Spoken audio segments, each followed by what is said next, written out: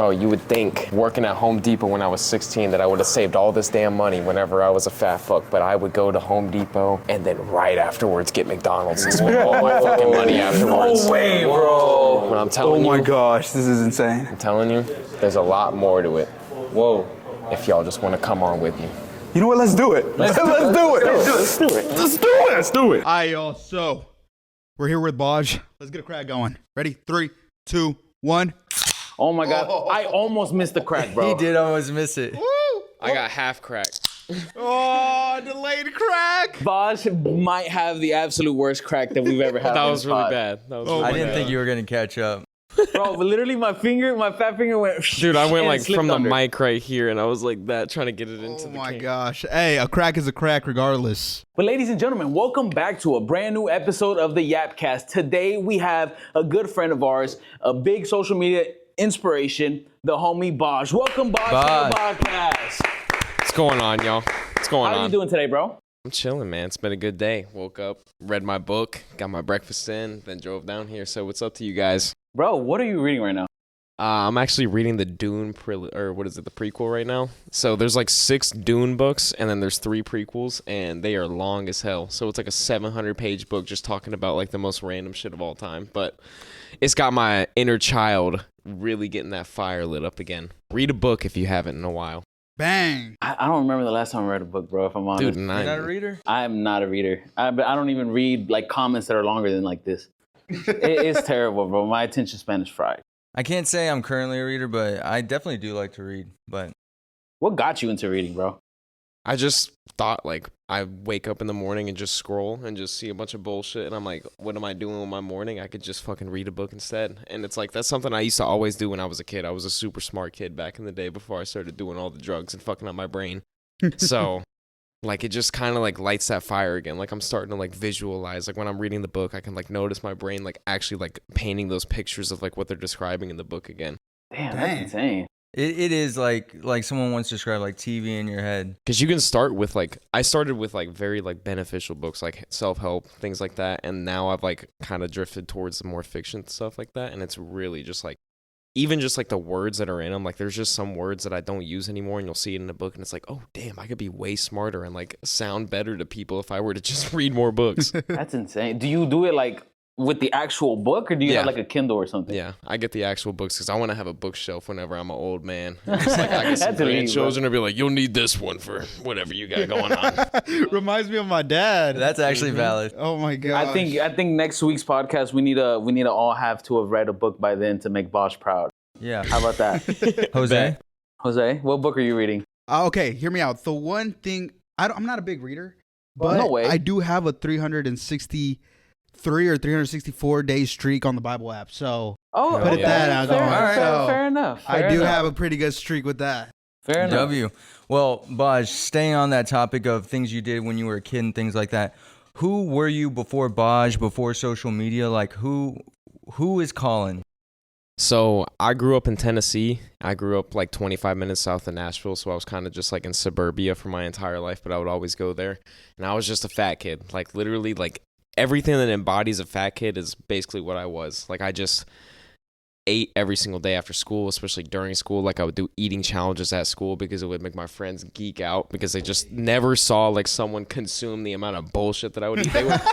They would make like the craziest concoctions of all time, like fucking watered down mashed potatoes with like corn and shit in that. And I'd be like, fuck, I mean, y'all gonna give me $5? And it would give me more opportunities to go get like sugar cookies and all the shit that they sold at my high school. So I kind of just grew up like that. And I grew up with a sense and like a really weird self-awareness of like knowing that I was hurting myself and knowing that I was like kind of just like not doing healthy things, but there was nothing in my brain that made me want to change that at all. And then obviously you guys know what happened to me, like the whole process of whenever I started losing weight, my brother passed away. And that was like the biggest drive to get me to who I am now, which is a lot of people see that as BAJ, but my brother is the one that even gave me that name. Like the original story of BAJ was we were going to get Taco Bell one night and I was, you know, me and my brother smoked all the time and I was geeked out of my mind. And I told him, I was like, I want to go get some BAJ Blast. And he said, what the hell did you just say? And I was like, fuck, bro. I was like, I meant to say Baja. He said, nah, that's a word now. And then him and his friends would always call me Baj. Like they would walk around and look at me and they would be like, Baj? And they would just say it like that. And then eventually it stuck because all my friends would hear it because they would hang out with my brother like whenever they would come over to my house. So then everyone from high school, like literally from freshman year on, like my name was to everyone was Baj. That's Oh, crazy wow. because I called you Baj and I was actually about to say like, should I call you Colin or something? But you grew up like that's Yeah, your like, name. there's obviously some people that are like really closely, like my friend Ryan, like Keaton, a couple people from back home that'll call me Colin, but like really in general, like no one even before I had to put that on social media, like no one even knew that that was my name at all. Oh wow. Well, earlier in the week when you called me on Instagram, bro, I got the call, but it didn't say Bosch. It said Colin Smith. I'm like, who the?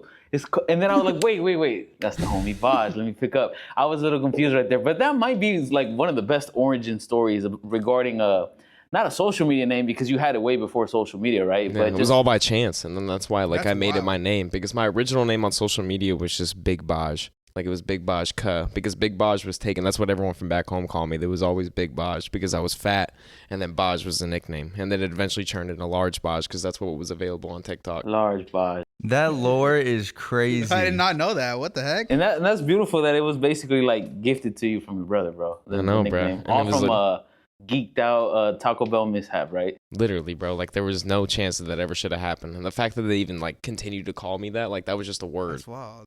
Hey, if y'all didn't know that, we're already getting That's crazy. started with some Baj lore. Let's go. That's Come awesome. on. So then when did the social media start? When did you start social media? I've really done it for basically my entire like childhood life. Like I don't know if you guys ever had those accounts on YouTube where it was just like posting clips of like you playing Call of Duty and shit like that. Like I always did that. I always had like an Instagram or a TikTok where I was like trying to do something like that. But it really started taking off like pretty much around whenever I lost the weight, but I had a couple videos before that blow up. Like before I ever lost the weight, I think I had like 10,000 followers on TikTok, and it was like super niche group of people that all fuck with me because they knew that I was trying to lose weight and they knew like who I was, and I just kind of posted the same stuff that I do now.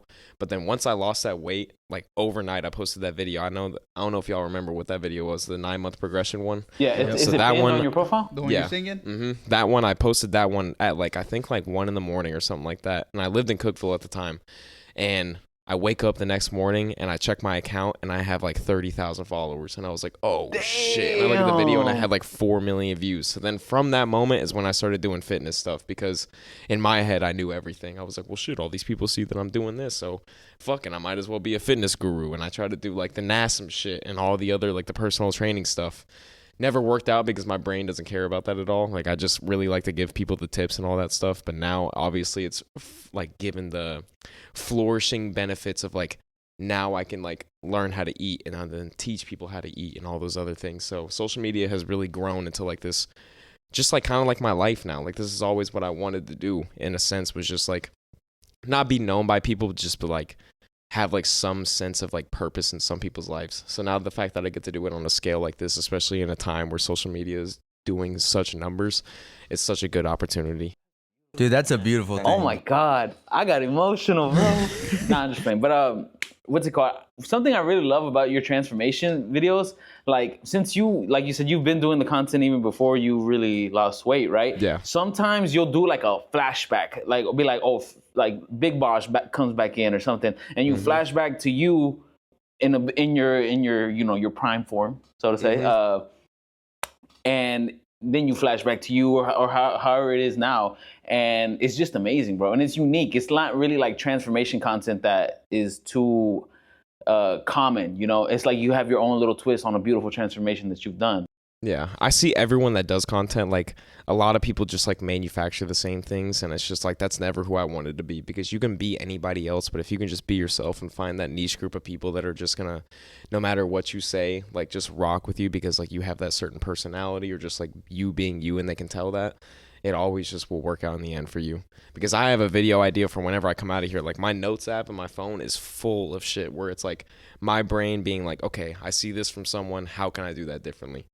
or just like giving myself caption ideas. Like, I'm going to make a funny post whenever I get out of here talking about if I were to get arrested for the weed, I would be used as a human fleshlight in prison. And I'm just going to use that as That is wild.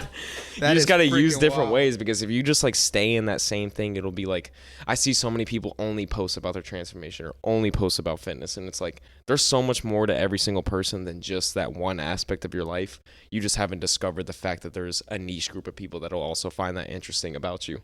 Because I started posting the basketball clips. No one even cared that I played basketball. But then once they saw that I could hoop, they were like, oh shit, you do that plus this. And then I posted about the other stuff. Oh, you do that as well. So never just like stop with what you're doing. Like, there's so much more to just like you as a personality, you as a person in general. So you said you tried the fitness stuff and the coaching stuff, and then you didn't actually like it. Was it kind of hard to like, you know, go to content that you wanted to make because you were maybe worried about like the people who came for the transformation and things like that? Or how was that? I just got a lot of stuff wrong. Like, I thought that I knew too much, and I was 18 years old, just lost weight. So I thought that I knew everything because I got it done. But like, I remember posting a video where I did a day of eating and it was 1,100 calories. And people were like, yo, like, you were severely under eating. And I thought all you had to do was protein. So like, social media has literally like taught me that I don't know basically shit. So it's like, leave it to the people that are like TNF, that like actually study the stuff and like are super enveloped with like the literature and the science that comes to lifting. For me, I just do what works for me, and like obviously have learned how to eat, so now I can tell people that. But like, that's really all the knowledge that I have. And I have noticed in your content too, you share that information, like the probably what you've learned as of late or in the past few years from your transformation, to like try to help out somebody that might be in the situation you were in once. And that's kind of like what I want to start doing. Is just I find it hard to do, you know. So just hearing, you know, saying like the things that you're saying, kind of, I don't know, it's kind of hitting me a little like, okay, like a little reality check. You know what I'm saying? I definitely got lucky too. Obviously, I'm not going to be self-unaware to the fact that I have good looks and all those things like that, which obviously do help with social media and people looking at you and stuff. But obviously, the person that you present on there is way more than just looks, because there's people that have blown up for looks that have turned out to be absolutely horrible people. And I don't want to be one of those type of people. Like, you know that I've already done all the stuff with like Young LA and all these other companies. And like, I've seen those type of people. And it's just basically like pushed me so far away from like wanting to be basically a robot to a brand, or just like what a lot of other people do. It kind of just scares me out of that. And it allows me to, even if something's not working, I'm going to continue posting, because I know that people rock with me with what I've posted before in the past, and they won't leave me alone. Bang. Dude. I mean, I'm a fat guy freaking posting gym skits, bro. And your stuff goes, dude, like, it does really well, bro. Like, I see, like, and I told you, I remember whenever I saw that first, that chest day video where you were hitting this and you were doing it, and I was like, bro, if you just continue to post like that type, even if one of them doesn't do well, like, I just created a trend not that long on TikTok. Like, I think 3 of the videos pushed over 5 million views, and then I posted another one and it got like 20K views. Even though it stopped, I still posted another one after it, and it got another 2 million. Like, even if you think that it's over, it's not really. It's just like how much you want to push that, how much you want to get people into that niche. Bang. And so, And me with a reality check too. dude, we keep getting gems. Like, man, that's great. There's a lot of people out there that are going to take a lot away from that. And I know you said you got lucky, bro, but like just what you're saying now and like your mindset about the social media kind of shows to me that it's like partial luck, but like it's mostly like you kind of already had the right mindset from the get-go. Maybe you had to learn a thing or two here or there, but damn, this thing's falling again. I don't know, man. It's just very, very inspiring to hear these things, you know, and we appreciate the little gems that you're dropping for us, and excuse the technical difficulties, you know. Real talk though, your page almost every day you pop up on my For You page like 3-4 times. You live and I'll on my look at your For You page, and they're all the same day. It's not like he posts, you know what I mean, one time a week like some, you know, gym people. He posts every day and several times a day. So consistency is also key. Do you ever have like creativity issues where you can't think of something to post or think of a video? I definitely do. It's all the time. Like, I mean, especially whenever it comes to my mindset, like my mentality, if I'm not feeling good mentally, like for a like long period of time, it reflects through my content, because I'm not trying to play a character. I'm just like posting my content. So if you see me like maybe making something that's seen like you've seen from someone else, it's like whenever it's like on myself, like I'm not thinking of anything. I don't want to go through my post and see, oh, could I repost that and people won't notice? Like, I don't really want to do that. I always just try to like make sure that there's something fresh and new for people so they know that I will continue to do this furthermore, and then, you know, lead it into other things. Like maybe if I do want to finish writing the book, if I want to do like the clothing stuff and all those other things. That's beautiful, man. Yeah. That's awesome. So when did you notice social media could actually change your life? I think the first sponsorship that I got, which was with Ekko, like I basically was nothing before that. Like I was already posting for 3 years at that point, never had a sponsorship, never made a dime from social media. And I was basically down to like my last rent payment, which I was really lucky. I lived with 3 other people and I had like $400 in my bank account. And that's when M hit me up and was like, yo, I'll fly you out to Houston and all these other things. Like, I'd love to talk to you. It wasn't even like a set in thing that I was going to have a contract, but my friend Tommy Spalding was already going to come out here, and he was like, yo, I'll just like put your name in for the trip. And then once I came out here and signed on with Ekko, and they saw the things that I could do, and I saw what I could do in general too, like I never really understood how much people like really liked my content and liked me as a person until I first got a code with Ekko, because my first month and a half with Ekko, I did like 100,000 in sales, and this was before TikTok Shop was a thing, before anything. I got 1,000 code usages, and because I think I signed on June 4th or June 5th, and then that was by like July 30th. I already had 1,000 code usages, and I was like, holy shit, bro. That's insane. I think I'm remembering this right. One of your like first drops, because Ekko used to do drops. Now we just, as soon as we get it, we release the shit. Mm-hmm. But it was like at Alphaland, right? And I think it was yours and Tommy's first drop. Yeah. And, you know, drop went live, and you know how everybody's phone get notifications back in the day from the emails. Pretty sure you were popping, you know? I remember I was crying that day, bro. I was freaking out because like literally like seeing that happen to me, I was like, damn, bro, like everything I work for in life, like just that one little change of me deciding like, man, what if I did lose weight this time, literally has created a life worth living for me. And it's insane to think about it like that, because it's like before that, I really did not think that I was shit at all, which I'm not anything just because I have a number next to my name. But still, it's just like the fact that that has gotten me to where I am right now. It's truly a blessing. Yeah, man. I remember that almost every time I hear your name or see a video of yours or something, I just remember that day. I don't know. That was like one of my first times meeting you, I'm pretty sure. And just seeing like that genuine emotion out of you for the support you were getting. I don't know. It made me really happy for you. Yeah. Thank you, man. That's awesome. I did not know Ekko was your first sponsor, though. I was under the perception it was like Young LA or something like that. Young LA hit me up after I did the summer shredding show last year, because I thought it was going to be Alpha Lead afterwards, but like literally the day after the show happened is whenever they DM me, and then I accepted their offer. But now I'm with Civil Regime. Civil Regime is awesome. Hey, that's fire, man. Can I ask what happened with Young LA? Not really, just because, I mean, for me, it was just like personal terms. I just didn't really like the company anymore. I didn't like the clothes. So I was just like, like, I don't see myself promoting. And they also didn't like the way that I promoted. So I was just like, I think it's just best that we part ways. I've never had anything bad with really anyone with the company or anything. Like, I still talk to a lot of people that are sponsored by them. Talked to Gary recently. So that's fair enough. Never anything bad with them. Yeah, I mean, you know what suits you better, right? So yeah. And it's always good to have a professional relationship with people. I've let way too many times in my life the emotions take over, and I've gotten really nasty with some people, and I've just grown up since those moments and realized like it's better to just even be professional if you don't want to, just because it's going to keep a lot of other problems out of your way. Yeah, that's awesome. And speaking with like connections through social media, would you say like a lot of, not all, but like a lot of your friends and a lot of people you know now are people you met on TikTok? Because like these are some of my best friends now, and like I met them on the internet. Yeah, I mean, Tommy Spalding and Tommy Brown and Larry both are all my homies from LA.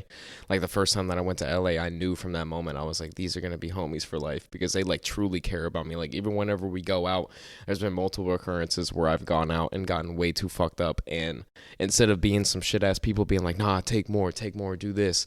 Like they genuinely care about me, take care of me, make sure that I don't go get lost or any of those things. And it's like whenever you have people in a group of people like that, it's super, super important to have that. But I still also have my friends from back home. Like I always talk to my friends, like especially Keaton and my friend Ryan. Like I always keep in touch with them. And then whenever I go back home to Tennessee, I make sure to hang out with all the homies from back home, get a hooping session in. Pretty much any way that I can to just show people that I appreciate them for the love and respect that they gave me throughout my life. Well, that's fire. Do you ever see yourself maybe moving a little bit closer to your friends or even back home? Or do you think Houston is your spot right now? I see back home, honestly. Like, I went to Austin a little bit. Austin's cool. It's just like, I really do miss Tennessee. I just don't want it to blow up the way that it has been because a lot of people are moving to Tennessee. Because of But Nashville, it's just, right? The scene in Nashville. Mm-hmm. And like everyone from California. The only thing is because Tennessee is pretty much like Texas, except without the property tax of Texas. So it's like the same way where like whatever you make is like really going to you. That's awesome. And so, sticking with the Ekko topic real quick, like what do you see yourself doing long term with Ekko, being that they were your first sponsor? Sorry, guys. I just had my I know you're working on some new flavors of BAJ Blast. We are doing a new revamp, and it's not going to taste like shit and ass anymore. It's going to be awesome. Do you hold on before you keep going? Do you mind me asking, like, what happened with the first flavors, bro? Bro, literally, it was the fact that like it was right after the show, and then I was like, let's do a pre-workout because he saw how good my sales were doing, and I was going back and forth from Houston to Tennessee. So it was like I'd be in Houston for like 3 days, go back to Tennessee, and it'd be like by the time that the flavors were there, I was already leaving again to like go to LA. Okay. So I just had to taste them and be like, yeah, that's good. And it was just like a really like super weird process of just like Siri getting in on it Siri too. butting in, bro. But yeah, like it was just like a super hard process, and it was definitely a good learning process because now I know that my taste buds are shit and I have to let other people like take care of that. I just got fat taste buds, bro. Everything tastes good to me. Like I just fucking love food. But you see, I feel like fat people taste buds are elite. You can definitely tell the difference of it, like my body is like prime for that process shit. I don't know why. But he did say that in school he would eat some watered Mashed potatoes. I have some crazy ass eating stories, bro. I'm telling you, I had the weirdest eating habits of all time. Like I don't know if y'all ever did this shit with tortilla chips, bro. I would chew up a bunch of tortilla chips and fucking hold them in my mouth and literally form them into like a ball and then take that bitch out and then eat that shit again. Dead ass, bro. Like I was like prime. I was like peak fat, bro. That is something I've never heard in my life. Dude, I know. And I posted about that. I posted a video about that in the amount. I thought there was gonna be people that were like, hell yeah, bro.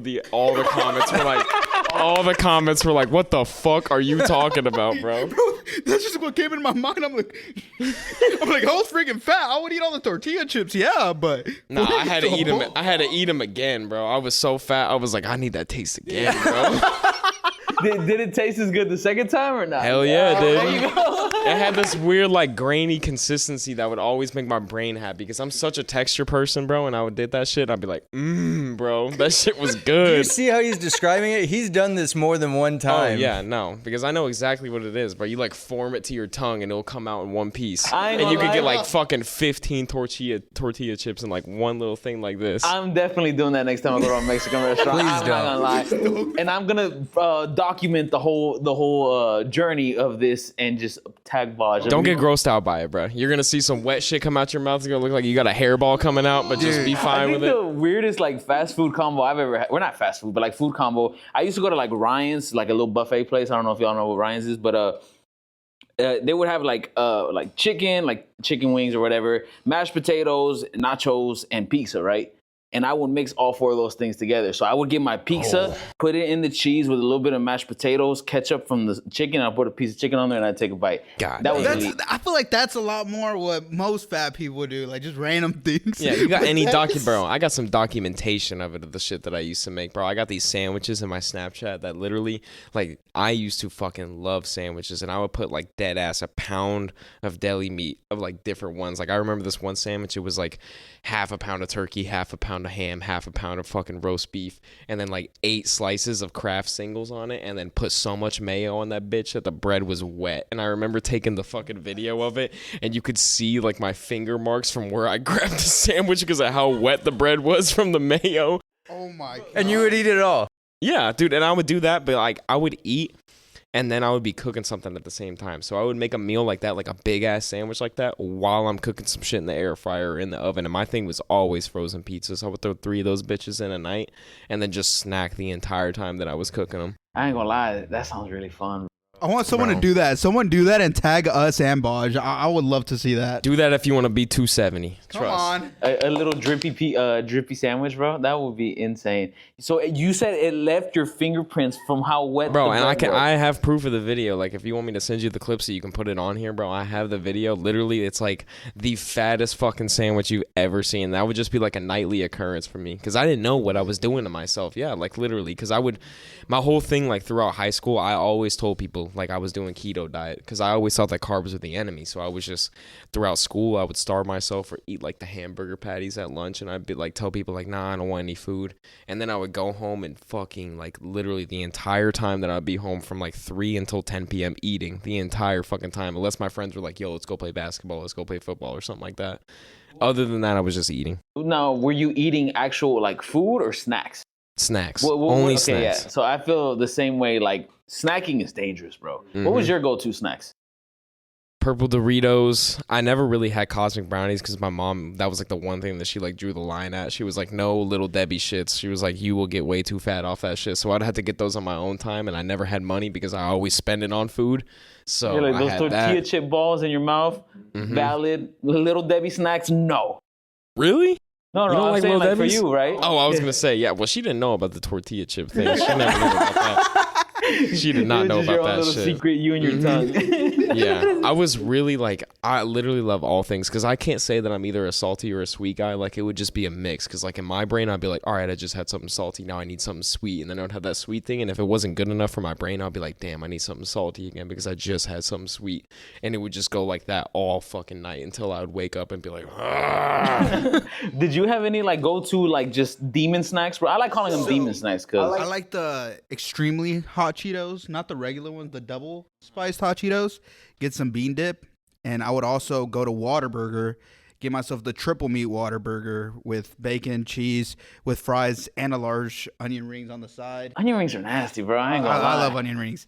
And then I would also go get crumble, and then just that'd be my one meal of the night. And Nico, I know you used to be Cutting cheat code, by the way. you used to be 400 pounds. What was your demon snacks, bro? Oh man, I don't know. I Some was celery. no. I wasn't like 400 pounds, but I had a little chubby stage. I was down in those brownies. Okay, for every brownie BAJ couldn't eat, like I was making up for him for sure. We always had those on deck at the house. And then I don't know, cereal, chips, just the usual stuff. Fruit roll-ups, bro. I used to have those long ass fruit roll-ups. Oh, and those dipped cones that you can keep in the freezer. Those are so fire. Holy Dude, shit. with the filling in the middle too, the caramel, the chocolate. Oh my! I know what you're talking about. I just feel like I can't vision you eating that. Dude, I don't know why. those dipped cones, like I got in trouble once because I ate a whole box of those in a day. Like they're full size. They make mini ones now, but Yeah. I did not down the mini ones. The thing about Nico is he's gonna track that. He's gonna track his macros. Every If single- he's past his calories, like nah, I'm good with snacking. I'm not gonna lie, I had Skittles yesterday because yesterday was Halloween, and I was looking at the back like, okay, 250 calories, like I could do this, so to an extent that's true. But hold on, while we're on this topic, we have to talk about it. Sorry. We have to talk about it at some point, so I'll just get it out of the way. Is crumble mid or not mid? So Bosh? mid. I hate crumble so much. I my actually, God. dude. Do y'all have, Gosh. bro? Y'all have dirty dough here. Like y'all have the greatest cookie place of all time. Dirty dough is Never the. tried it. I've never Bro, tried that's it what I'm either. saying, bro. Y'all are slaves to the crumble, but you don't get dirty dough. Try dirty dough and then let me know how Slaves is that. crazy. Slaves. No, I'm telling you, y'all are slaves to the crumble, bro. Y'all I are live like slaves an to it. hour 10 away from here. I've never even heard of Dirty Dough. Where It's is it so good. located? They're everywhere. I mean, I've only heard of them in Texas. Like the first time I had it was whenever we flew out here, and I cheated so hard before my show. I thought I fucked everything up, bro. I had like 4 of them, and I woke up the next morning, and I had like abs, but then I had a fucking pouch. And I was Before the like, show? oh yeah, no, it was like 3 weeks out, but I wasn't supposed to be cheating at that time, so I just had so much fucking food, and I was like, damn. That's when I started doing like the 2-hour Stairmaster, and then with the weight on top of me too. Oh my God, I remember that. Bro, he crazy used to walk after with like that. the straight bars on his back on the Stairmaster. The Stairmaster? What? For Yeah. like a significant amount of time, bro. I ain't gonna put a time on you. With but that, I would only go like, I would usually do like 60 pounds and I would go for like 45 minutes. But like normally I got to the point where I could do like 2 hours of stair climber straight. And then I would go and like run 4 miles whenever I'd get home. Like I was so into it, which at the time I also got broken up with. So I was like literally in my head, I was like, I have nothing else to do. I have no one to worry about. So I'm just going to go as insane. Yeah, I was like, I'm going to get myself to like literally the best shape that I possibly can. Instead of just sulking around and be like, I wish I had her back. Like hell no, bro. I was grinding. I can't even do 10 minutes on level 4 of the Stairmaster, bro. That is insane. All it is just every single day, bro, because I was the same way. Like, I remember the first time I stepped on that shit for my prep, and I was like, oh my God, people really do this shit? And I was so sore the next day, and then it was just me doing it every single day. Every single day. Right now, I do like normally it depends on the Stairmaster. Like the normal, like the Life Fitness ones, I'll do like 14 because that's like Jeez. 97 That's to 102 steps a minute. Normally, I just try to get to like 102, 107 steps a minute, and I'll just like run with that. Cause I struggle with the 10 speed for 20 minutes. Dang. No, I've done like 10 or 11 for like an hour, but like even then, I think it was like I was doing the interval part, so it would slow to like a 7 for Yeah.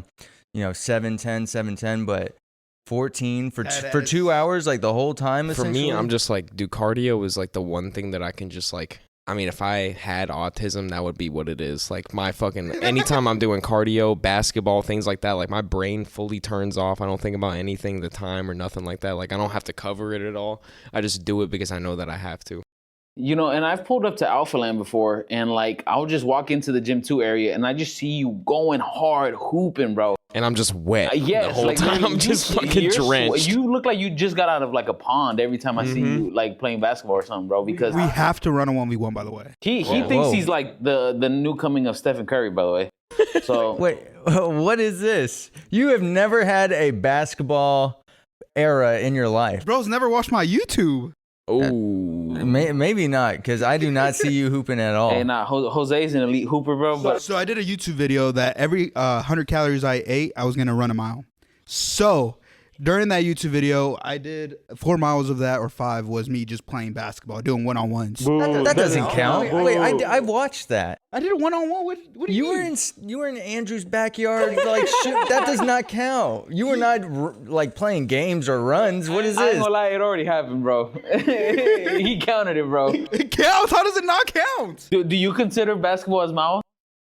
Yeah. bro, it's the most like it's the easiest cardio ever. That's what It's I tell fun everyone. cardio. Okay, what about pickleball? Have you ever played pickleball? Pickleball is dumb, bro. Pickleball, I hate. Like, I'll play with my girlfriend, and that's the only time that I don't find it dumb. But other than that, people are way too good at that shit for me. I'm just like, fuck the no. tryhards, yeah, definitely. Yeah, no, that's what I'm saying. When people are trying at that shit and they're smacking the fucking ball at you, I'm like, I'm not even gonna fucking play, bro. I'm like, hit it like a fucking tennis racket and we'll play. I'm not Too doing many that overhand shit. There's too many. No, I know. And people are like sliding around the court and shit. Like, I will fucking tear both my ACLs if I stop the way that some people do getting for a fucking ball. And for some reason, my For You page for like a week turned into like try hard, sweaty pickleball strats. Here's would just the click best not serve interested for every pickleball, single blah, blah, time. blah. Here's the best return. This is what you do when you like, why is this on my For You page? I don't even play pickleball. I just like watching it. I think it's becoming more mainstream. It is. Even my sister, my cousin bought like these pickleball things. I'm like, what the heck are y'all doing? They're like, oh, it's just for the weekends. I'm like, Hell no. I will never conform. I will never. Like my whole, like you were just saying, like how your For You page was like that. That's like what my YouTube was when I was like 10 for basketball. It was only, and this dude follows me on TikTok now. He's the one that like literally taught me basketball through YouTube. I Heart Basketball TV. I would watch that dude all the time, and I learned all my escape packages, all my step backs from that dude.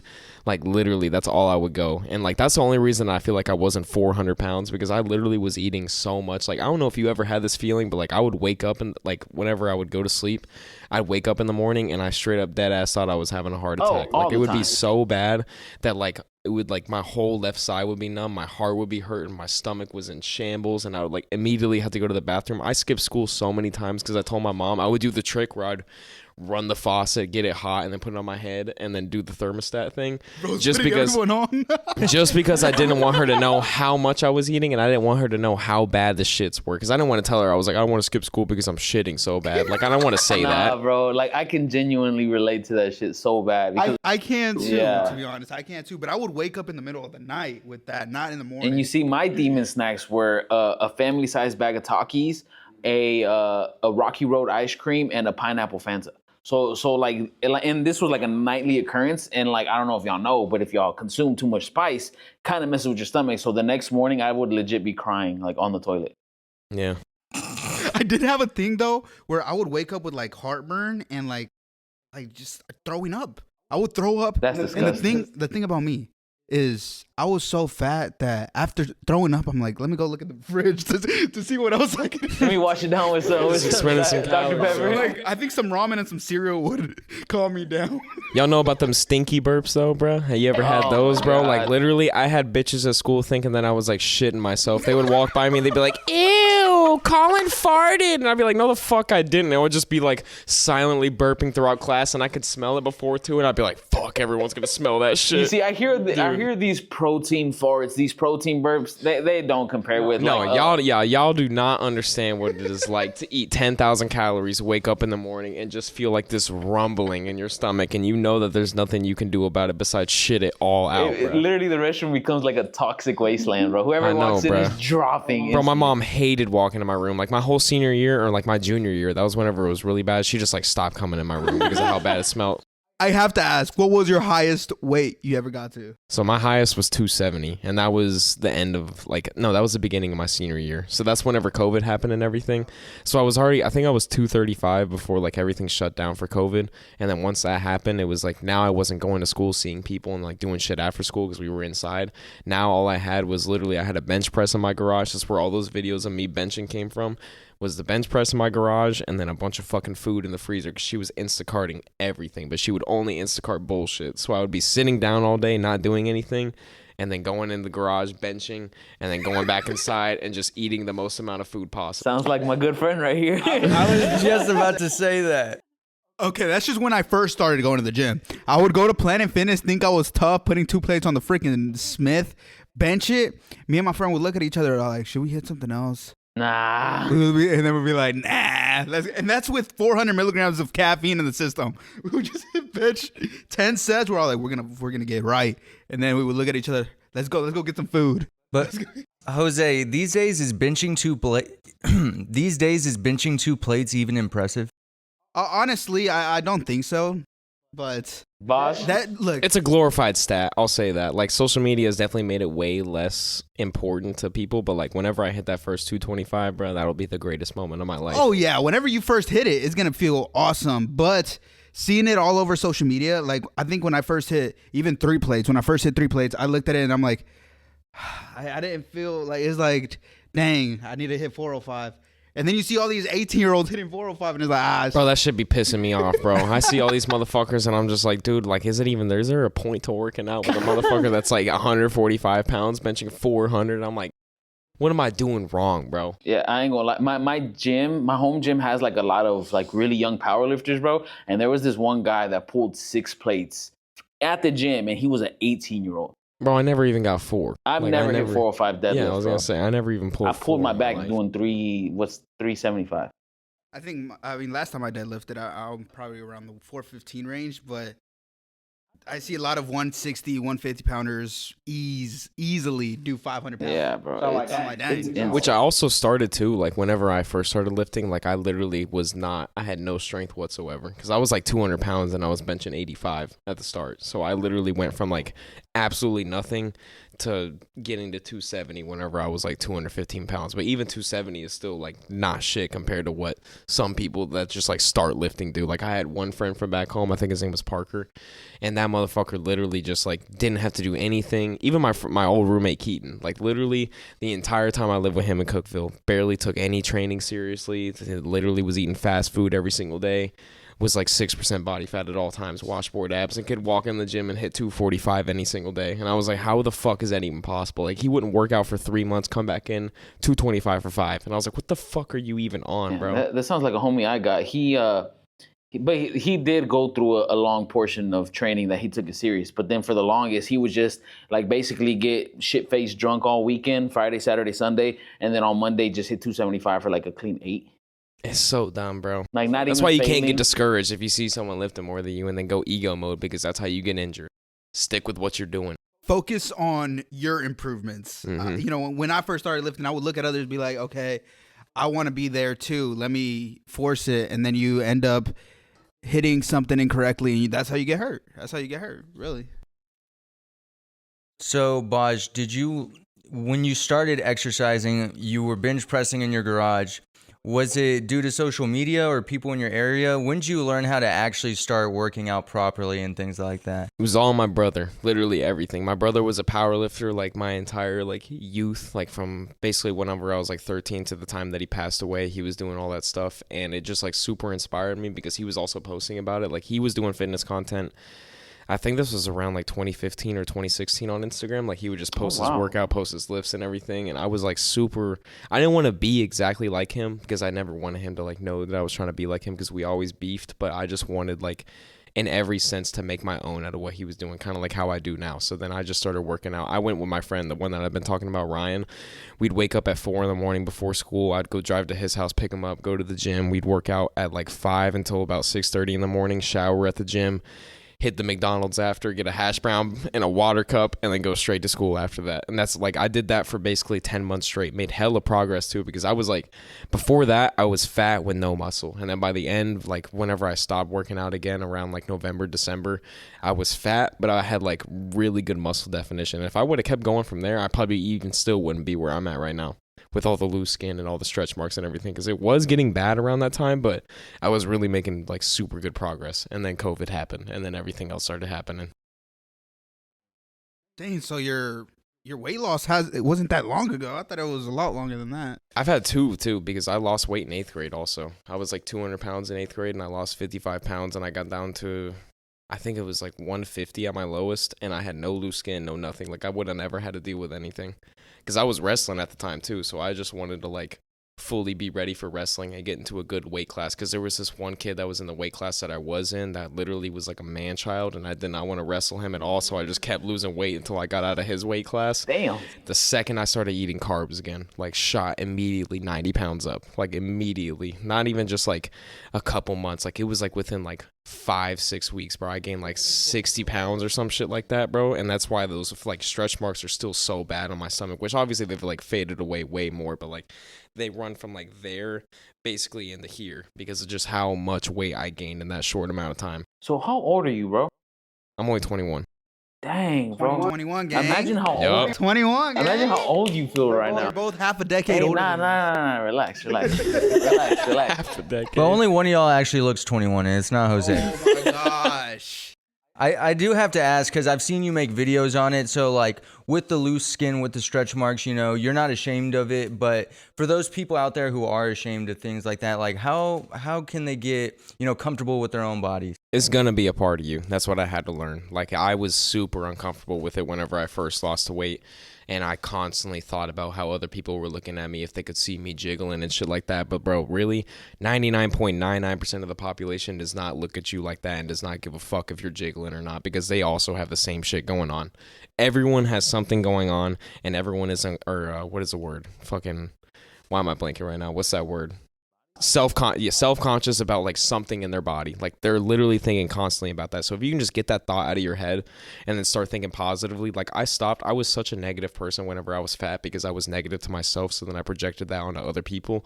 Once I stopped thinking so much about myself and realized like I'm like, really no one gives a shit at all. Like I started thinking positive thoughts towards other people. Like you would see someone walking down the road and like, let's say they're having a bad hair day. Like before, back in the day, in my head, I'd be making fun of that person. But now it's just like, damn, I wonder how their morning's been. Like I wonder if they had enough time to get up. Like you really just start changing like the entire chemistry of the way that you work. Yeah, I feel that 100%. And like one thing that I used to make the excuse to not lose weight because I didn't want to have loose skin like that. But then it's kind of like a very simple thing to think about. But it's like, well, would you rather have loose skin but be much healthier, be around for longer, stick with your loved ones a lot longer, or would you rather just not have loose skin and look like shit anyway? Yeah, because even if you don't have the impact of social media like the way that I got lucky with, like you don't even understand the amount of impact you can have on the other people in your life. Because after I lost weight, there were so many people from my school that like realized that they could do it as well, because they always saw me as like the fat kid, and then I popped out like now I have all this like muscle and I have like I look good now. And then I had so many people from back home that were like, bro, you doing that inspired me. And even my parents now, like my mom has lost 40 pounds, my dad's lost 25, literally due to the fact that they started listening to me instead of listening to all that fear mongering shit. Like my mom was on that shit where it's like diet soda's gonna get you fat and all these other things. She would say all the crazy shit like that. And then once I told her, I was like, hey mom, I'm going to be disrespectful for 1 second, but I was like, shut the hell up and listen to what I have to say, and I promise you that you'll lose weight. And now literally every single day, she's like, hey, I did 3 miles today, and I'm also down to this. Hey, and I'm shout out Mama Bob. I'm like, yup. I have a similar experience with my dad. So whenever I started getting more into fitness, my dad was looking at it to me. He's like, do you think like like, especially at my age, do you think it's worth, like, getting into fitness? I'm like, it's worth it. I'm like, for any age, it's worth getting into fitness. I'm like, you'll be healthier. He was always focusing on the healthier aspect, but he's like, I'm going to start, going on walks. I'm going to start lifting some weights here in the garage because we have a bench press, squat rack. We have several dumbbells and everything. And then he started doing that. And then, so I moved out. And then after every couple months, like, well, not every couple months, every couple days I go visit. But every time I go visit, he would tell me, hey, I lost 5 pounds. Hey, I lost 6 pounds. I'm like, bro's making more progress than me. Bro, it makes you feel good, bro. You're like, dude, that's a freaking banger. He told me, he's like, guess my weight. I'm like, I don't know, like 180, 170. Like, I got down to 165 and he was 220. Damn. So I'm like, bro. I was like, whoa. He would have won our bet. He would have. So he looked at me. He's like, hey, I think veins are starting to pop out. I'm like, golly. I'm like, he is 41, and he's in the best shape he's been in since like high school. So I was like, whoa. That's awesome. Hey, Hell yeah. round of applause for Papa Jose, bro. Hell yeah. There you go. Yeah, man. Do you know about their bet that they got going on right now? What is y'all it? Just explain first that? one to lose. Me and him went through a phase that we weren't locked. So just to lock back in, we bet first one to lose 25 pounds. The loser has to buy Chipotle for the winner for like a whole week or something like that. And I know why you're making that. Do you want to express your opinions about the restaurant we chose? Cava's better. Bro, Cava's so much fucking better, You know bro. what? And I'll give you that. And you know what else is better than that? Cabo Bob's. Y'all had Cabo Bob's? I've You don't never know what that even heard is? of that, no. That's also I like think I heard about it through bro, your video, but I don't know what it it's is. so they've literally I'm telling you, bro, I walked into that shit. It's like $8 for a burrito, and that bitch was like this fucking big, and they make the tortilla in front of you. Like straight up, like they have the shit, they have the press there, and they make that bitch in front of you, bro. way. I swear to God. How far is it from here? There's one in Cypress. That's the one that I go to because it's next to my gym that I go to. And then there's one that's probably like 20 minutes from my apartment. That's like, I think it's West Side. So it's like, what side is that? Like towards Katy maybe? Or like towards... Yeah. I think so, it's over on that side. But like, yeah, it's, bro, literally light years better than the Chipotle. Which Chipotle is so good because like I live downtown. So I'm like half a mile walk from Chipotle. I'll still go get it. But it's just, I never feel satisfied. Like the other day, bro, I got a brisket burrito and I got double brisket. Dude, fucking $8 extra for one scoop of brisket. $8. And I was about to fucking reach across the counter and just go just rip out her eyeballs. I was like, are you dead ass, bro? I hate when people play with my serving sizes, bro, because that inner fat me, bro, that happened the other day in Ohio. This dude literally, I swear to God, In Ohio. one goddamn. scoop, put 5 pieces of chicken on that bitch, and I looked at him like this. I was like, I'm not gonna ask for double. I was like, but you're gonna put more on there. And he was like, my bad, bro. And I was like, I'm not fucking paying for double either. I was like, you better not put that on there. I was heated, dude. Don't play with my food, bro. Every time I go to Chipotle, and like, every time I go to Chipotle, I just feel like I'm getting robbed, bro. Because for what I pay for what I get is just not worth it. Because I literally get a bowl, double steak, sour cream and cheese, and that's it. I don't like beans. I don't like rice. That's why, bro. If you went to Cava, like if you like fixins and shit like that, this is why I always preach Cava. They have like 12 free fixins in there, and I get every single one of them basically. Like I'll add like 9 different ones, and it makes your bowl so fucking fat. I always get double chicken, and then I get half super greens, half white rice, and then they have like 12 different vegetable things, and I'm like, give me every single one of them besides like the pink shit. I'm like, I don't want no pink shit on my bowl. Well, bro, like, I look need to try that. We need to try that. have you not had Cava before? I've only had it when they brought it here Yeah. once, but not really. Dude, that's different because you had it catered. When you you had get it your own, when catered. you get your own bowl, and that bitch is huge, bro. You got the hummus in there. You get everything. Because I thought the same thing. I'm like, Mediterranean food. I'm like, there's no way I'm gonna like that I'm shit. not a big fan. What's of it. hummus? Huh? What's hummus? Hummus is it's like chickpea. It's like a chickpea spread. What's chickpea? It's good. I don't know Chickpea is none like of this it's shit. like a what is chick? It's like a I don't know if it's- plant, kinda. yeah, it's like a It is plant- vegan Yeah, it's like plant protein source basically. of protein. Oh, but it's like protein. It is a protein, yes. Oh, Like a lot of- Hummus is higher fat though. Like hummus is like just it's kind of like the peanut butter, but like it's not as that. Like a serving of hummus okay, is okay. like 60 calories. Most of the protein pastas are chickpea based. Damn. I need to try that. I need to try that I for don't- It's, sure. bro, I'm I telling you, honestly they got roasted red pepper hummus too. Like there's like different flavors to it. Roasted red pepper is my favorite, bro. That shit is fire. So like it gets the BAJ vouch hummus. Hummus doesn't sound real to me, Bro, hummus with some pita some white chips girl too, stuff, bro. I'm not gonna lie. Nah, My I'm telling you, girlfriend bro, loves hummus it. is so good, dude. It's just like it's pretty calorie taxing for me, so I don't have it that much, but like very good. I'm gonna have to go try Cava, and if it sucks, I'm gonna blame you. You're gonna like it, bro. Get yogurt dill as your fucking as a sauce too at the end. Yogurt dill, fire, bro. Jose, the yogurt dill is fire, but from me personally, I'm not a big Cava person, man. Dang. I don't know. I think you said it. The spicy hummus, the red one, whatever it is. Dude, it doesn't sit well with me. I don't know. That's Maybe what I need the red to get salsa BAJ. is with Chipotle, Maybe I need bro. to get the BAJ bowl. I don't know. It's because you think cinnamon toast is spicy, bro. Like I never your said taste that. buds are crazy, bro. His taste buds are crazy. Easy, you are lying. I'm not, bro. Like you think like you thought, in front of a guest, too. bro. That's No, disrespectful. you have them spicy. Like you think toothpaste is spicy, bro. Like I can't deal with that, bro. Okay, I do not trust Nico's taste buds. I don't know if I trust BAJ's because I haven't tried anything he said. I trust BAJ. The one thing was the pre-workout. So I'm like, I don't I was know. gonna say the pre-workout was pretty bad testament of my taste buds. So. We're gonna see. I low-key want to try it, but It was post show. It was post show. Post show. I didn't know what I was. Taste buds. Everybody says they're fried. quick tip though, if you do go to Chipotle, don't ask right away. If you're getting double, don't ask right away for double, because then they'll freaking skim the heck out of it, bro. I always tell them, can I get a scoop? And then they're like, okay.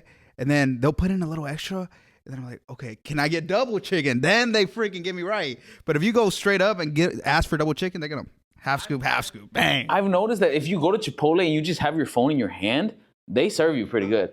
I don't know. I remember it was a trend to record the Chipotle workers, which is whack as fuck in my opinion. But like, if you just go and you just have kind of your phone just up somewhere with like the camera in the background, they will serve you properly. I'll be like, oh, okay. I mean, All I want is a full serving, because that's what I'm gonna track. Cava gets you right every single time. That's all I gotta say. Okay, we're gonna see. And We're I've gonna gotten Cava free at least like 10 times since I've been living here. I probably paid for Cava about 3 times. no way. Just Bro, wait, they get it literally recognized? they hook it up every single time. Most of the time people know me whenever they're like working there, but like even sometimes, bro, there'll be like someone that's like, "Oh my god, do you wear makeup?" And then they start talking to me and shit like that, and then they'll just give it to me for free. I don't understand why you get that so much, bro. Bro, I got it the other day when I went to Cheba Hut. This girl was like, "Okay, I don't want to sound disrespectful, but she was like, "Is it makeup or is it?" And I was like, "Nah, I just fucking look like I'm decaying whenever I work out." I was like, "I've just pulled up and the rosacea goes all the way through my fucking face." So I see you get a lot of hate comments about that. Like, how do you deal with hate comments? I just think of it as like some fat motherfucker sitting on his phone, like just like some big ass dude that's just pissed off that I lost weight, and he's just like sitting here like this. And like if you think about it too, like these people are typing out these hate comments, and I always just think like, what if they're just like sitting quick and then throw that bitch on? I'm like, you have nothing else better to do with your life than to sit there and hate on me, bro. It's funny to me. And plus, too, it also gives me good content whenever someone makes a dumbass comment, like especially whenever they say something like, oh, you're wearing makeup, and then I get to make a funny-ass video being like, makeup wipe, and then I'll have some shit on my face and be like, damn, bro, you got me, or some shit.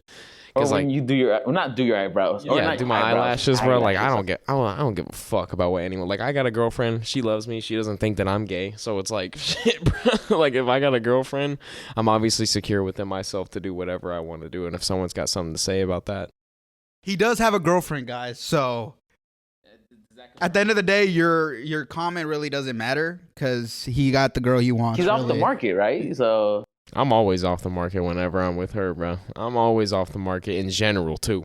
In general, I hate these bitches, bro. hey, I hate these bitches. Amen, bro. Amen, bro. Start speaking. Don't like be chasing yourself. women, bro. I see too many people chasing the women, bro. Find your wife. Leave it alone. This man, Wife, he got himself. about to have a kid. You already know. married. He's about to have a kid in like Yeah. Literally, he Soon. could get a text I right know. now. I'm like on my phone. I'm like just in case because it is. Last night on our little planning meeting, he was literally like, by the way, if I dip out randomly, like it's time. It's go time. Yep. Like it's ready. Nico actually is scared, so I'm not. we call him It's out. better to be scared than to be searching. That's Hey, all I no, gotta say. I'm in a happy relationship. That's the problem. These guys all have the ring, so it's like they're trying to make me get Nah, one. They want don't to be be pressured. masters on here. Nah, It's like, nah. come on. Don't get pressured into that. You'll know when the time's right. Fear, bro. You'll take her on. You'll take her on a good. Fear, pressure.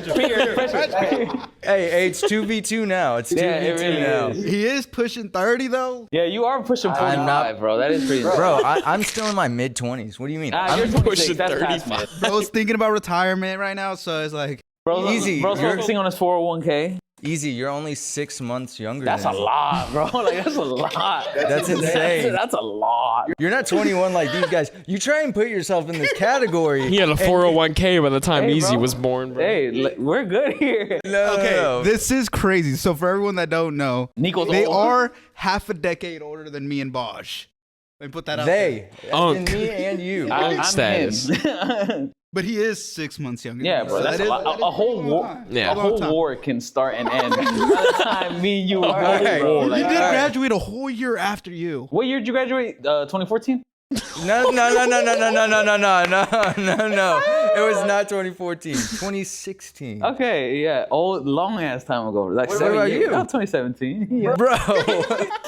Come on. Yo, graduated before we entered high school. Bro, literally, bro. Bad part is, for a while, I believed he was like significantly younger than me, and then when it came out, I was like, "Wait a minute, fuck this It's guy." not like I'm hiding my fucking age, bro. It's just you're old, bro. Like that's just the reality of things, bro. And like it's only 6 months birthday to birthday, right? If you think about 2016 graduate, 2017 graduate, Okay. bro, that's a whole like That's a 2 whole year, semesters, bro. bro. Whole year. That's Hey, just because your parents started you late, don't put that on I me. did start late actually. I got started early. I could have. Of I could have course you also did. been a 2017. Of course you did. All right. Yeah. The weekly fight about them talking about their No. age. This is the weekly bully Nico session. There's at least 1 or 2 comments every time, like, man, they're always getting on to Nico, but it's not a full podcast without Crumble and some Nico bullying, man. Bro, if we don't get something from Crumble at least one time in the next 17 years, I had to bring it up to Baj. I Like had to. fucking hell, man. Get dirty though next time. That's what I was bro. about to say. Get We dirty, gotta though. get dirty doughs. We have to. As soon as I get under 185, we're gonna go get dirty. And you doughs. got to get the cookies and cream one. Cookies and cream. Wait. What if we get Dirty Doughs and Crumble? do a taste test reveal. Like A whole pod dedicated to versus. Dirty Dover. Okay, maybe I'm just soon fantasizing. Let's as see 10,000 calories in the pod right now. Bro, as soon as y'all hit let y'all's me goals, Instacart it right now. DoorDash it right now. bro, gain the 25 back as soon as y'all hit your Holy goal. shit. Hit that Nate Bennett diet. Hit that Nate Bennett right Bro, there. that Nate Bennett, he's been posting about that, yeah. Yo, Baj, I have to ask you. We've only had one conversation, like, other than what we've been talking right now, and it was about basketball, because basketball is the only sport I keep up with. And I remember I asked you, during your weight loss transformation, you fuck. Why do you gotta do that? During your weight loss transformation, when did you get good at basketball? And you literally replied, my whole life. My whole life. Like, tell us about your love for basketball. I literally, like, since I've been 4 years old, that was the first sport that I picked. My dad wanted me to be a baseballer. Like, he literally, because my brother was, like, goated at baseball. Like, literally was going to all the travel things. He was doing the home run derbies and shit. He was getting scouted whenever we were in high school. I was like, fuck that, bro. I hated running the bases, and every time I struck out, I would cry. I don't know what it was with me, but I get so heated when I get struck out, and I would get so mad that I would cry. So basketball for me, it was like the one thing where I could really just like, it was all about flow and movement, and it was just like what you could do to like break down somebody, because baseball is way too mental. Like, I cannot think about what someone's doing whenever they're pitching the ball to me, but whenever I'm coming down the court, or like whenever someone's coming down the court, I'm like looking around me.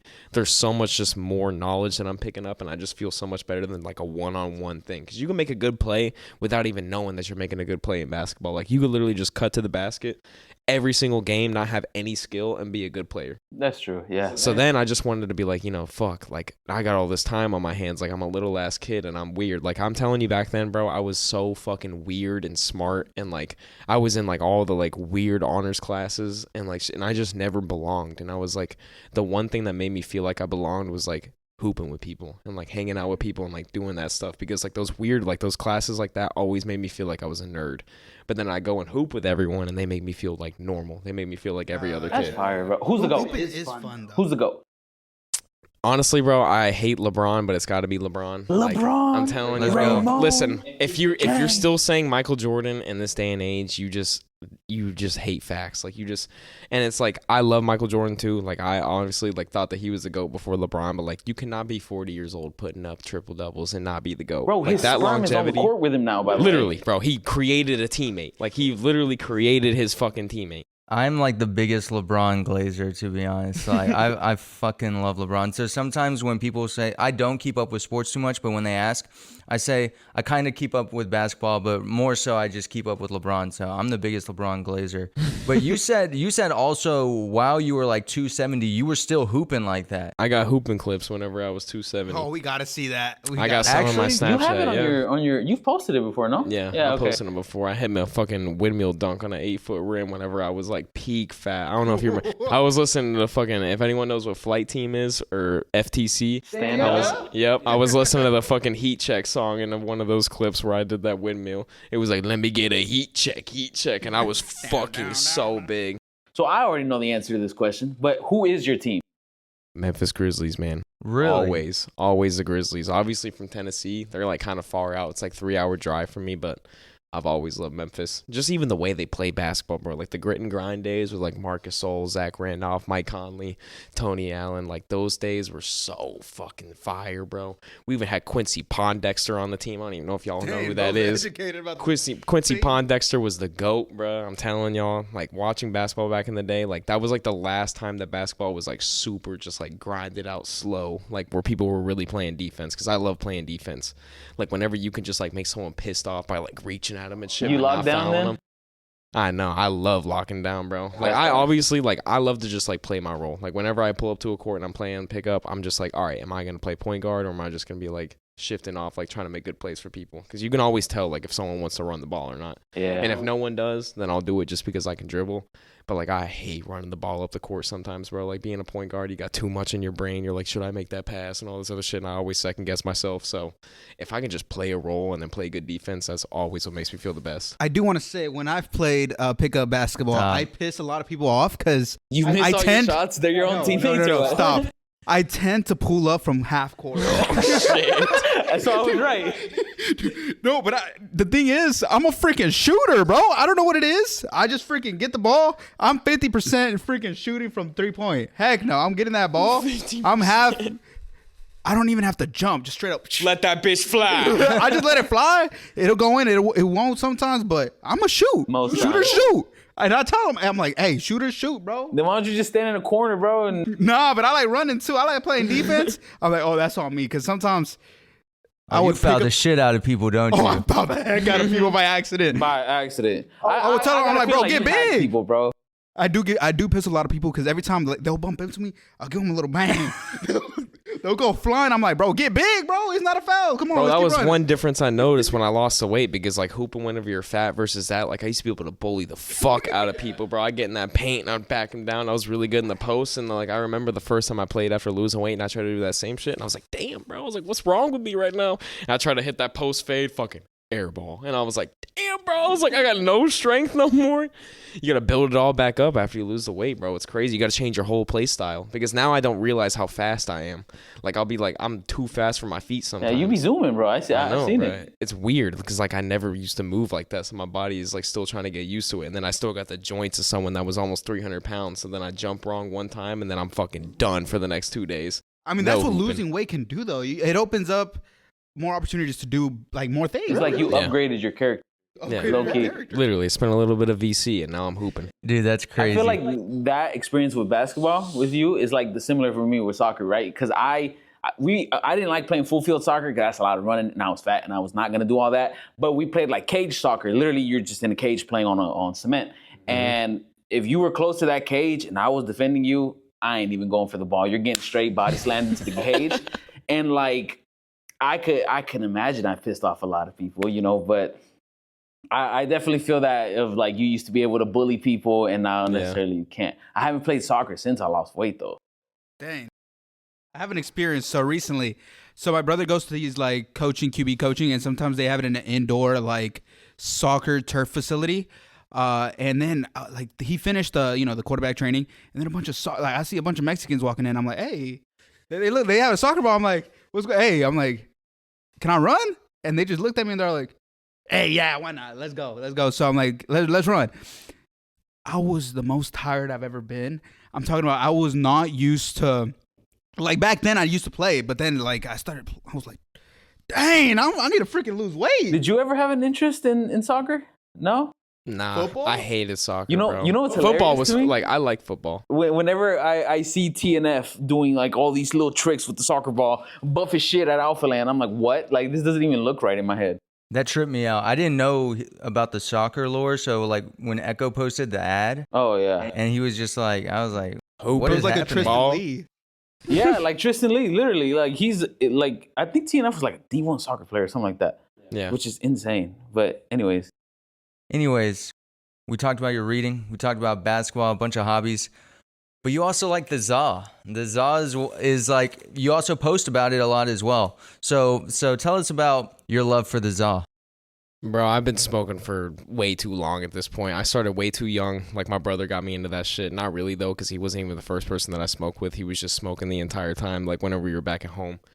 But literally, I don't know, man. It's just always made me feel good. Like, it doesn't make me feel crazy. I don't get too high ever. Like, I don't just, like, get to that point where I'm scaring myself. I've never greened out before. It's always just, like, been a beneficial thing to my brain. Like, it kind of just makes me zone in. Kind of like, I wouldn't say it's what Adderall does for some people, but, like, I'll smoke and then I can just, like, sit there and work. And it's the weirdest shit ever. Like, even, like, before I go to the gym, every single time before I go and work out, I smoke. Every single time. There's not been probably 20 workouts in the last 6 years where I haven't smoked before it, because to me, like, I focus on my lift more. I'm not thinking about the people around me. Back then, I used to get tweaked out because I'd be like, everyone knows that I'm high right now.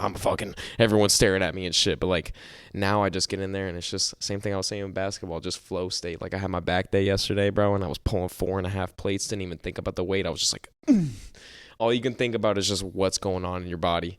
So I've just always thought that it's good. Does it make you paranoid at all? Nah, not really. It used to back then, obviously, because I was, like, not supposed to be doing that. My parents were crazy about it. Like, the first time that I got caught, my mom was tweaking on me. And then the second time that I got caught, she was tweaking even harder on me. But I only got caught, like, my senior year, and that was because my brother passed away. He was the one that was taking every single hit for me because he was doing all the bad shit. He was also selling, too, so he was doing fucking everything. Yeah, because once he was gone, they started, like, looking into me, and she was like, I feel like you're doing it, too. And then she fucking found the weed, and then she started going ape shit on me, bro. Yeah, they were on me like a hawk my senior year, like the entire senior year. So I had to, like, sneak around all the time. I kept everything in my car. And then I remember one time my dad got into my car because there was something wrong with my tire. And he was like, you better not be selling like your brother. He was like, I swear to God, if you're selling too. I was like, I just smoke it, Dad. I just smoke it. I can never be honest with them, but now they don't care. Like, they see the benefits of it. My mom even be taking gummies now too. And she used to be Hitler about that shit. She was like, if you come back here with one more joint or one more thing, she was like, you will get a new asshole. And I'm like, all right. I'm like, all right, Mom. Like, I don't know what the hell that means, but shit. That's wild. Yeah, Don't threaten me with a good time. Okay, sorry. Sorry. I'm not gonna lie, I did ask M if we could, like, hotbox the office, but he wasn't going for that. But I just gotta put him in that sedative state and he'll know. I would love to smoke with him, bro. Even though he's the owner of the company, bro, that would be the funniest shit ever if I got him to smoke. I've never seen him do anything. Who would be like your top 5, like, want to smoke with, top Damn, 5 bro. joint rotation? I gotta think about that one. Let me think. First of all, Kevin Durant, because he be talking about that shit all the time already. Kevin Durant's really chill. Snoop Dogg, just for the legend status of that shit. That would be really fun. I also think that John Jones would be really cool because I already met John Jones one time and he was really chill. So I feel like he would be really cool to smoke with. Another weird person, Donald Trump. I don't know why. I just feel like I ain't no supporter. I don't give a fuck about no politics. I just think that motherfucker would be funny if he smoked. And then my last one, my mom or my dad. If I were to smoke one joint with either one of them, that would be the coolest shit of all time. After all the shit that they said about it back in the day, just for them to light up with me and chill on the back porch and just talk about some stories of whenever I was a kid, bro, that would be the coolest shit ever. Just some reminiscing over a nice little joint. I know. Which bro. one do you think can be the most accessible? Probably your mom and dad.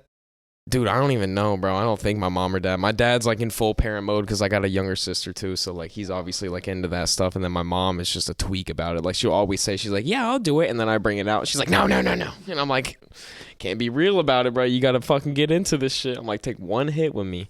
Like, my girlfriend doesn't even do anything. Like, my girlfriend doesn't smoke or nothing like that at all. So, like, sometimes I feel weird about it because it's like I'm the only one doing this shit. I'm like, I'm making her wait for me sometimes to do things, but like she honestly, like she literally doesn't give a shit about it. She's like, I love the smell. She was like, I like whenever you smoke because it smells really good to me. I don't know why. And I'm like, fuck it, bro. I'll just keep doing it. there's certain smells that are like pretty good smelling, and then there's some like just suck. Yeah. It smells like I make sure to make myself not a bum. Like if you're gonna smoke and you're gonna do all these things, and like it's really a detriment to your life, like don't do it. If you're thinking about it constantly, like should I smoke right now, or like all these other things, that you shouldn't be doing it. Like you got to be fully, just like every other decision you make in life, 100% on that. So it's like whenever I know that I'm gonna smoke, I'm like, I will be fine with this. I will be happy with this, and I know that I'm not gonna be inhibiting anything throughout my day. And that's when I smoke. So if I know that I got to do something really important, like whenever I'm doing a podcast like this or stuff like that, like I know like that's not going to be a good look on me, and that's also not going to make me feel good if I go into a podcast like high as shit. So like responsibly, basically. Yeah, I was going to say like whenever like before the gym, 100%. Like I know for a fact that I'm going to go there and get geeked. So like I look forward to that. I don't think like, oh, what could I do wrong, or like what if it's going to be a bad high? Like I never think about that, and people constantly think about that, and that's what gives them a bad high, because of the anxiety that you put in your brain beforehand. That makes sense. That makes sense. You just mentioned it. Like you've met some pretty famous people. Like what celebrities have you met? John Jones is insane. I think the coolest one, I played basketball with Polo G randomly. That shit was like he pulled up to the gym that I was at. This is whenever I used to go to the Young LA gym, and he just pulled up and he asked me if I wanted a hoop, and I was like, fuck it. I was literally wearing these shoes, the slides. I was wearing these shits, and we played a 2-on-2 with one of his friends, and I fucking cooked him so hard. It was insane, bro. Like literally step back. I think I hit 4 threes that game on him, and one of them was in his mouth, and I said, step up. And I hit that shit. I said, oh. And then I told him, I was talking shit to him too. I was like, why the fuck you wearing Jordans while we're hooping? I didn't know it was him at first, because I don't really pay attention to that shit at all. And then he like, once we won, I hit the last shot. Once we won, he came up and like dapped us up, and he was like, I was like, what's your name? And he was like, Polo. And I was like, oh shit! I was like, damn. I was You like, didn't know it was him when you were playing him? No, not at all. I mean, I had the intuition. I was like, he kind of looks like him, but I was like, I've never really like fanboyed over someone, because I've never like had that like inspiration aspect of like social media, besides like all my Minecraft YouTubers from back in the day. Like if I were to meet Sky Does Minecraft, I would tweak out, bro. But yeah, I just like, it happened, and then I was like, damn, bro. I was like, that was cool as fuck. I played bat, and then he pulled up again one time, and then he remembered me. He was like, what's up, bro? He was like, you want to hoop again today? And I was like, nah.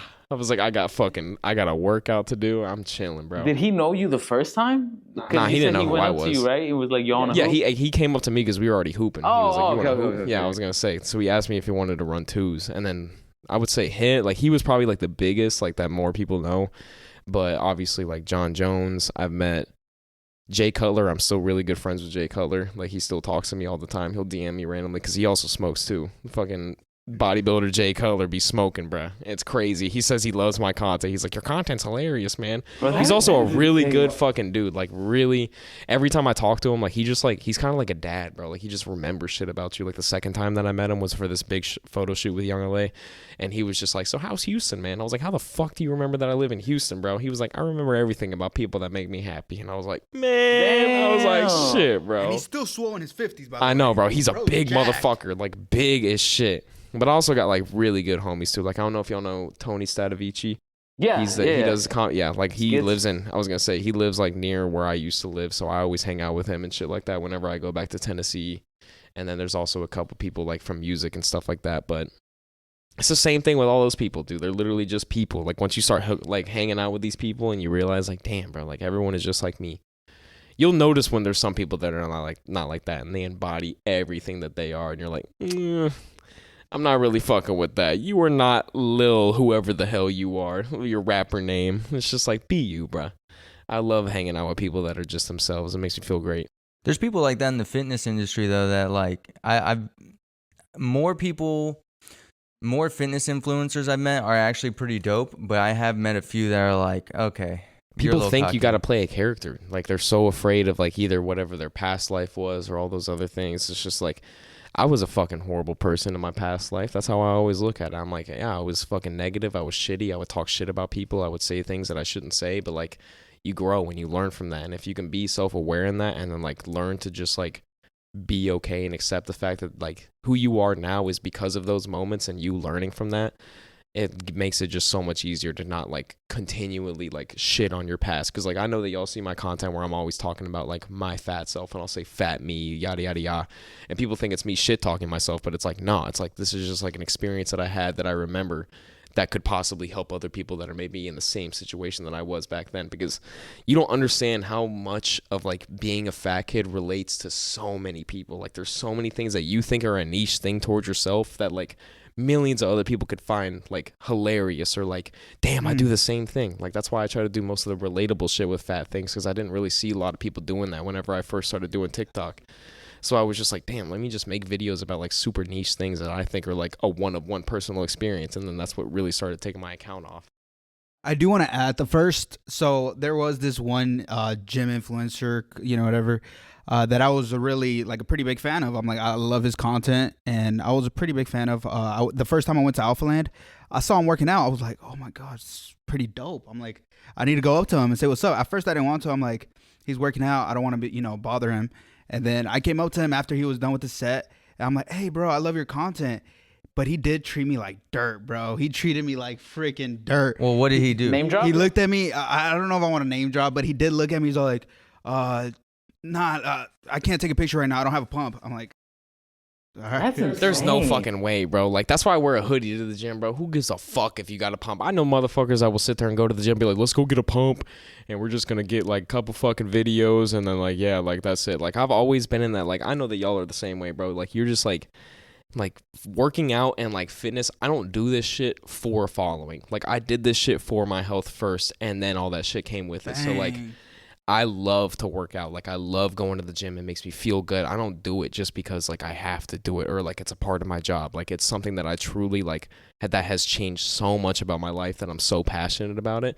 So like, even whenever someone comes up to me in the gym, it's like, you're taking your time out of my day, or out of your day, to come up to me. Like, I might as well give you the time of day. Like, because you never know what they're going to say. You never know what they're going to feel. Like, there was someone that came up to me the other day, and the whole time he was apologizing for coming up to me in the middle of my set. Like, I just finished my set, and he came up to me, and I was like, bro, I don't give a fuck. I was like, I literally don't know what the future holds. I was like, there could be a gamma ray that comes and hits the earth right now while we're talking. And I'm like, you would never even know, because we would just be evaporated and gone. I'm like, I'm going to give you the time of day, because I never had that back in the day. Like, I never had someone to look up to like really get me to where I wanted to be besides my brother. And then once that was gone, it was like, what do I have now? So I always want to be that person for those people that feel like they're either lost, or like they just don't have anyone to go to like that. So that did indeed hurt. I was like, whoa. I'm like, Who was it? I don't want to name drop, bro. I don't want to name drop. I do want to say, his name has a country in it. Nico. Oh, sorry. So let's put it that way. has a And his country in first it. name might be jacked. Let's put it there. But Oh, I know what you're talking about. That. well, okay. Yeah, go ahead. So I'm not gonna lie. That experience really turned me off from the fitness industry. I was like, whoa, I would never. Is that why you don't like going to Alphaland? Because you historically like don't. Nah, that's wanna not. go to That's Alphaland besides like the reason. I mean, that's not part of the reason, It but played a role. I feel like that played a role. I'm like, there's a lot of people here that see themselves as a celebrity, and I'm like, whoa, that is just completely turned me off from Alphaland in general. Because I was like, the first time I went, I was like, okay, this is pretty dope. People are like really chill. I met someone that was really freaking jacked, and I'm like, hey, be in a skit with me, and he said, bet. Like, that was a nice experience, and he was OBJ's cousin, and then he followed me right away. Bro, he's so cool. I love him. FBJ Aftermath. Yes, Yeah, he's the one, because he played football too, but he just like got injured hella. But now he's like, his name is Terrell Beckham. So yeah, he's cool as hell. He always goes to that gym. It's the dude with the frosted tips. Yes. Hard. His haircut is hard as fuck. He treated me in a completely different way. He's all like, yeah, let's film it. I didn't know who he was. I just thought he was freaking jacked. And then he's all like, here, let me follow you. I'm like, all right. I'm like, this is my thing. I'm barely starting. That was like first couple skits I ever did. And then he followed me. I'm like, dang, that's dope. I'm like, and then I looked at his account. I'm like, dang. I'm like, he's pretty big in the industry. I'm like, okay, that's cool. But then the second time whenever I asked that dude, I was like, dang, I'm like, I guess not everyone is the same. Some people are really down to earth, and then some people do see themselves as someone, I guess, that like a celebrity, really. And I was like, dang, I'm like, I will never be like that. When someone comes up to me in the gym, wherever, like I've even gotten, in a Vietnamese buffet, someone came up to me.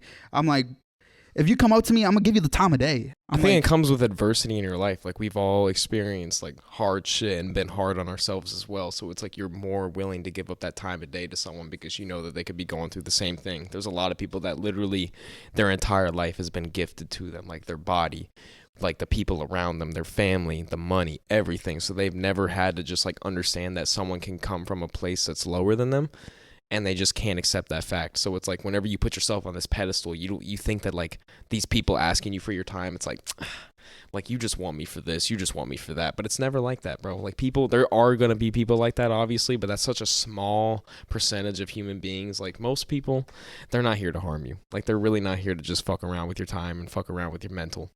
Yeah, so after that moment, I really I vowed to myself to never like do that to a supporter. I'm like, I always believed in my content and myself that I'm like, one day I'm gonna get a following. One day I'm gonna make it in this industry because I love making people laugh. That's my thing. I love making people laugh. I love comedy in general, just because it helped me throughout any hardship. So I'm like, why not put that out there for other people?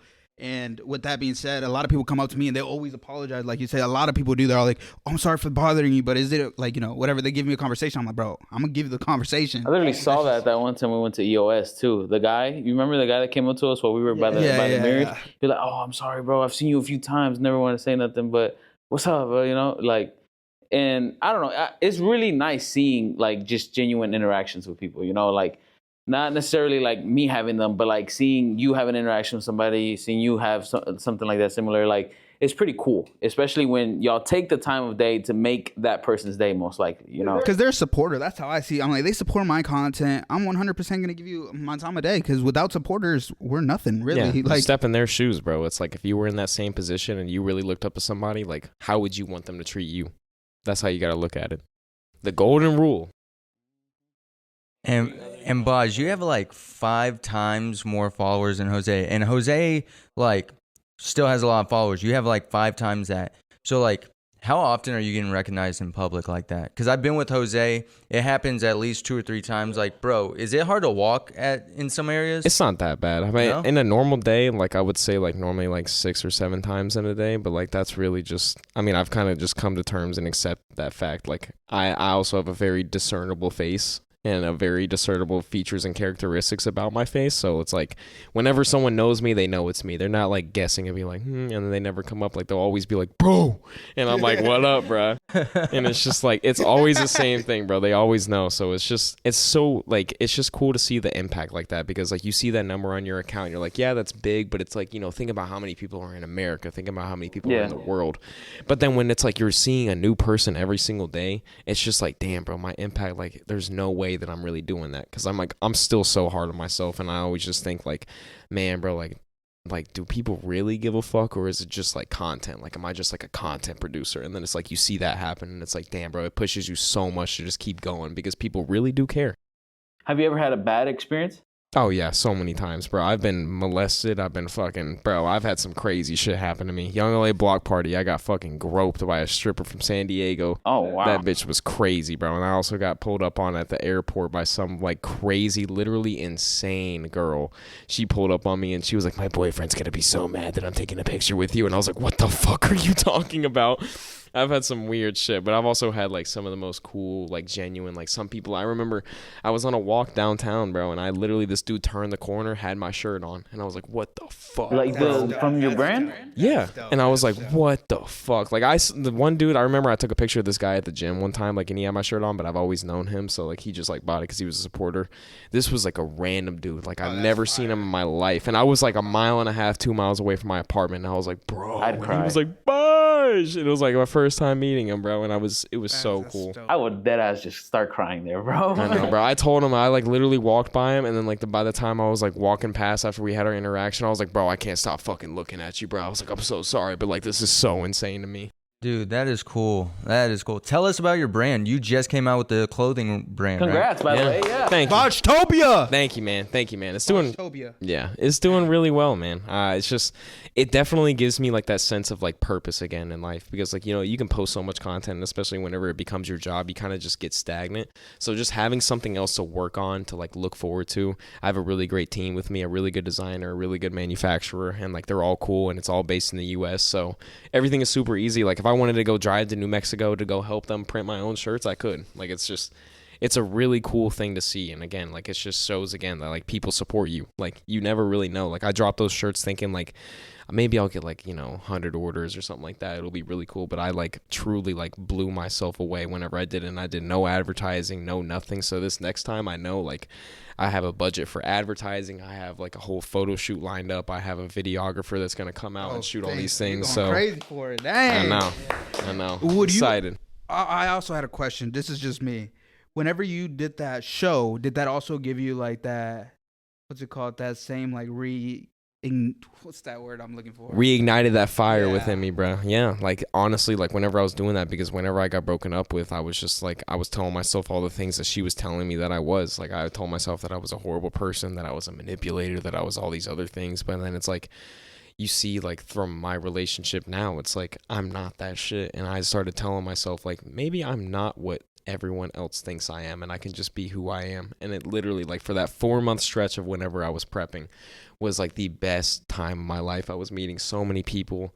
I was doing so much shit. Even though like you think that cardio was hell and like all these other things, like what I was doing, like I genuinely enjoyed going to the gym and like pushing it out on Stairmaster like that. Because I mean, again, I used to look down and not even be able to see my fucking dick over my stomach.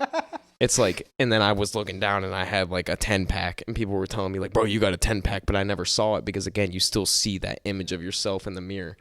So it just literally, like, seeing myself change like that, it just showed like I'm truly capable of anything. Like whatever you set your mind to, even if the goal seems like so insane to everyone else, stick to that shit, bro. Like, you never know how far you'll go with it. I mean, you did it first with the bodybuilding show, and then you did your own clothing brand, and which is a success. And now he's gonna turn it up even more. Dang. BAJ Hot Blast coming. Write that too, and then writing a book now too. That That shit's shit's seen gonna that be actually sick. on your TikTok, I know, bro. I've been working on it for a little bit, so it's definitely gonna take a while. Like, I don't want to rush that shit at all. It could even take like 2 or 3 years, but I gotta be honest, I have not seen this book idea. TikTok. I literally just posted about it like the other day. I've been working on it, but I've always just like kept it in the back. But like now I just like announced the fact that it's gonna happen. But I definitely want it to be like something like that truly helps people, because that's really all that I want to do. So it's gonna be like a self-help type book. Yeah, it's just gonna be like my experiences and then like super niche things that like could help people that are also struggling and that were in the same place that I was before. Because I have so many mental, like, bro, my mental was so fucked up whenever I was that big, and just like I know for a fact that like there's some experiences that I could share that could probably help people that are in the same situation as me. Because I don't know if you guys ever dealt with like suicidal thoughts and all those things, but like I was so insane in my head. Like, even my mom always tells the same story about the time that I came into the house, and like she asked me how my day was, and she could see that I was like really like upset. And it was like right around the time that I was deciding the day that I wanted to kill myself, and I literally went ape shit on her. Like, I just started like screaming at her and saying I hate my fucking life, all this other stuff. And then to see where like she sees where I am at now, and it's just like truly like seeing that from the outside in, because she'll always tell me how amazing it is, and like that I saved her life in the same way. And it's just like, I don't even think of it as that much. But again, like I was saying before, like the impact, you never know how deep that shit runs for other people. You think that something that you're doing is so simple that it doesn't even mean shit to you. That's just your brain telling you that. Because even if you think that no one gives a fuck about you at all, there is one person, at least one person, that will be impacted by the fact that whether you're here or not. Yeah, that 100%. That's beautiful, man. 100%. A true inspiration, bro. Like, dead ass. I do want to add though, with your content, I mean, even me, it helped me out. Like his first content, like when he makes relatable things, I'm like, okay, I wasn't the only one that would do this, and it makes you feel sort of like okay, there's more people like me that are trying to lose weight that were really freaking fat. Yeah, and then people that think that I'm more than them, like it gives them like that sense of security. Like, damn, BAJ does this too, so it's like, damn, like it's okay that I'm feeling this. I can grow from this. Like that was the same thing with like, whenever I did lose the weight, it's like if BAJ can do that, then I can as well. Like with the stretch marks, I had a similar experience with like I didn't have like stretch marks when I was younger, but I did have like a birthmark in my stomach, and I was like really scared to show it. Like, I don't know, every time in school when we'd be like, it's swimming time. I don't know if y'all had this in my school. What? Yeah, we had no swimming. time. No, bro. So they taught us how to swim in school. When you're in 4th grade, everybody has this thing where That's crazy. Where bro. I'm from, we all have to, instead of gym class, you have to learn how to swim. So That kind of seems racist, bro. I ain't gonna lie. I was gonna make a swim across the border joke, but I mean, the school I was at was majority white people, but it was really, I don't know, for me, just taking off my shirt and showing off my like birthmark, it was just like, I mean, it is small, but it's like still like, oh, it's just not comfortable with their own skin. Until like Bars talked about that. I'm sure a lot of people have experiences where they're uncomfortable with how they look. Like something, there's always something. Like everyone has something. Maybe not birthmarks, maybe not stretch marks, maybe not whatever. Maybe you're just fat, maybe whatever. Maybe you're just too skinny. There's always something. So just be you and be comfortable in your own skin, really. You got to think the only person that gives a fuck is you, because you're the one that's also telling people about it. Like when I lost 10 pounds or gained 10 pounds in New York, I didn't have to tell anybody about that shit, but I made a post about it and I said, I gained this 10 pounds. And then I said, who gives a fuck though? I was like, y'all wouldn't have even known if I didn't say anything. And it's like, if something happens to you, assess it. Understand, is this good for me, is it bad for me, and then make your decision from there. No one has to sit there and judge you. You don't have to think that everyone's judging you because of this one simple thing that is like plaguing your mind. Yeah, because I saw a video even Easy made when he talked about him gaining some weight back. That is inspiring, because I also don't know. hold you accountable, bro. I don't know. A lot of people are scared to talk about when they fall off a little bit.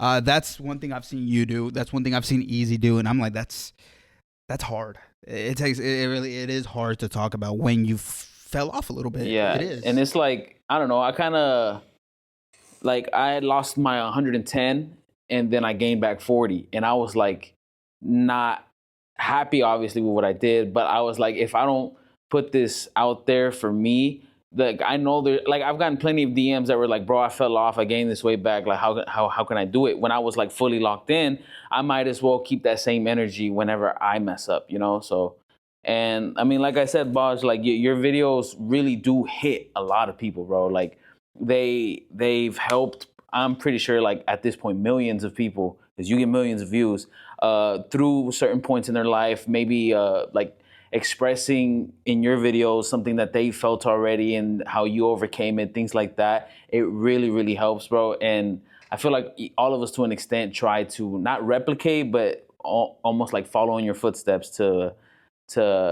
do something of that sort, you know, to help the masses, so to say. So, Baj, you're an inspiration, bro. We really appreciate you. I have one more question for you, though. Got you. Who would you want to see next on this podcast? Who's been on so far? Just Tyler, former Fat Guy Fitness, and Drew, one of the newer Ekko athletes. Bro, honestly, get M on here. M? Let M talk about the company. That would be huge, bro. Just like talk about the beginning of it, because like honestly, I don't even know half the lore that they talk about. Like they'll be talking about stuff from New Jersey and everything, and I'm like, fuck you talking about? Get some Ekko lore on this Bro, I'm telling podcast. you. Bro, I'm a little Ekko nerd, so I was like in the lives when everything was happening. So Easy is probably the most well-versed. He on knows what the happened lore. with- He knows every single thing. He even knows when M used the restroom here. He knows what meals he was eating. bro, this is gonna sound fucking creepy. Oh but no. I was in M's live when he was picking out his outfit to go and meet who's now his fiance. Like I was Damn, that bro. much of an Ekko nerd. Holy shit. Yeah. I mean, that's how I found Ekko, from M's lives. Really? That's how I found Ekko. I didn't really know much about it until I saw M talking, and then I would ask a question about it, and he would respond like genuinely. He cared about what people thought about him, like his company. Like, how can I fix it? He would take criticism, like in that aspect. And then I was like, dang, I'm like, Ekko Vision is kind of cool. Like I see Young LA and all these other brands, and I was like, these other brands, I don't know, for like M, the way he cares about the athletes, the way he cares about other things. Yeah. I never saw that, and I was like, I would love to one day be a part of this. And then when I asked about it, I'm like, I only had like 15, 20K, I think, at the moment. And he's like, here, I'll shoot you a message. He DM'd me, gave me a code. I was like, okay, cool. Yeah. This is cool. M's a good guy. And then like 2 months later, I got sponsored. I was like, okay. Yeah, that shit's lit, bro. It's lit. Maybe we Mine should was get- all Garrett, bro. Like Garrett was like my first mutual that was with Ekko on TikTok, and he would always like, we DM'd each other and we texted each other and stuff like that. And then Bax followed me, and then once Bax followed me, he's the one that told M about me for Ekko Vision. So then like after that, literally Garrett and Bax are like the whole entire reason that I even knew what it was, plus the only reason that I'm even here in general. It's crazy, bro. No, Crazy lore. I know, man. Well, Baj, we really appreciate you for coming on the podcast, bro. Dude, Thank thank you, you man. so much, man. Thank you Thank for you, your man. time. That was a good seriously. yap, bro. I'm over here sweating ass right now. It's Me too, hot bro. as It shit is in fucking here, bro. hot Hot in here, in bro. here. I've Am had I my, tripping? look at this. I've had my pants rolled up this entire time. Bro, it wasn't like that the first few pods. So It's because of me, bro. I'm just exonerating heat from my Recently, body, bro. the last 4 pods, Yeah. it's been really hot. So this is what pod is it? This is pod 14. So we are it's just- gonna be 13, but It's gonna be 13. So we're barely getting off the ground still. So this is fun. Dude, It thank you is for your fun, bro. time. Exciting. It's seriously. exciting. Every single pod gets better, bro. That's all I gotta say. Every single time you're gonna get more verse, more fluid. Shit's gonna work out, bro. And Maybe y'all we are should doing it start really reading well. books. hey, You Let's do already it. know, bro. You already Real know. talk though, thank you for showing up, pulling up. We are just getting started, so it means the world. Yeah, thank Of course, you. bro. And guys, if y'all are watching, make sure y'all drop a follow, subscribe, like, comment, and yeah, man. and see y'all next week. See y'all Yes, next sir. week. Bye. Bang. Peace. Peace.